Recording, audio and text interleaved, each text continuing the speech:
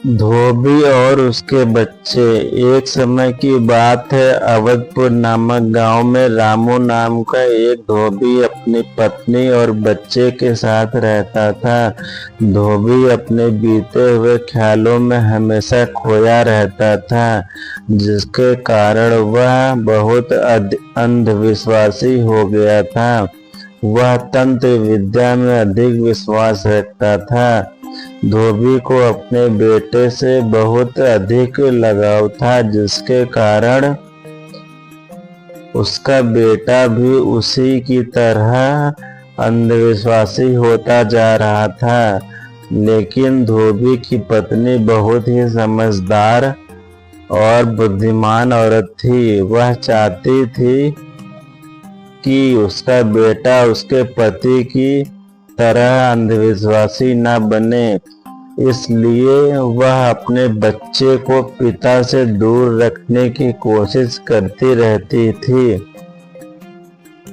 एक बार धोबी का बेटा एक सपना देखता है, जिसमें वह अपने आप को मरा हुआ पाता है। रात में सोते सोते अचानक वह उठता है और जोर जोर से चिल्लाने लगता है, मैं मर गया, मैं मर गया।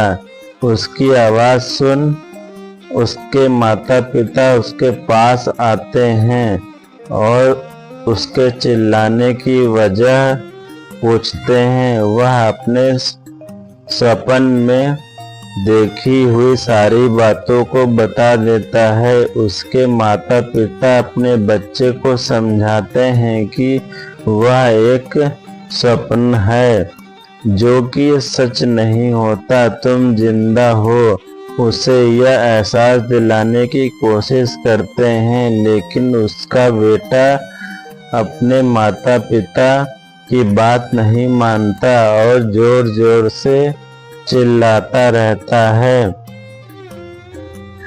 सुबह धोबी और उसकी पत्नी अपने बच्चे को आसपास के लोगों से बात करवाते हैं कि जिंदा लोग एक दूसरे से बात कर सकते हैं। लोग उसके हाथों में खुजली करते हैं और कई तरह से उसे यह एहसास दिलाते हैं कि वह जिंदा है, लेकिन वह लड़का किसी की बात नहीं मानता।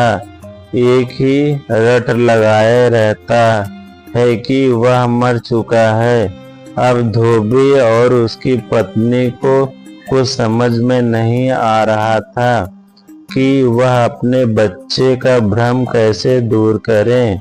वह दोनों अपने बच्चे को दिमाग के डॉक्टर को दिखाने के लिए ले गए। डॉक्टर बच्चे को उसकी दिल की धड़कन सुनाकर उसे जिंदा होने का प्रमाण भी देते हैं, लेकिन उसका भी कोई प्रभाव नहीं पड़ा। अब बच्चे के माता पिता उसको लेकर ऐसी जगह पर गए जहां पर किसी व्यक्ति की मृत्यु हुई थी।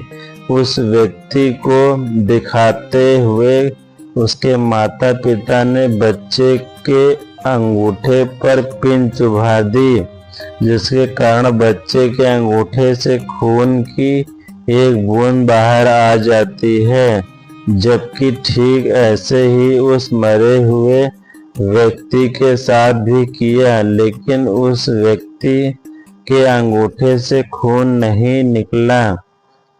इस तरह से उसके माता पिता अपने बच्चे को यह समझाने की कोशिश करते थे कि जिंदा व्यक्ति के शरीर से खून निकलता है, जबकि मरे हुए व्यक्ति के शरीर से खून नहीं निकलता।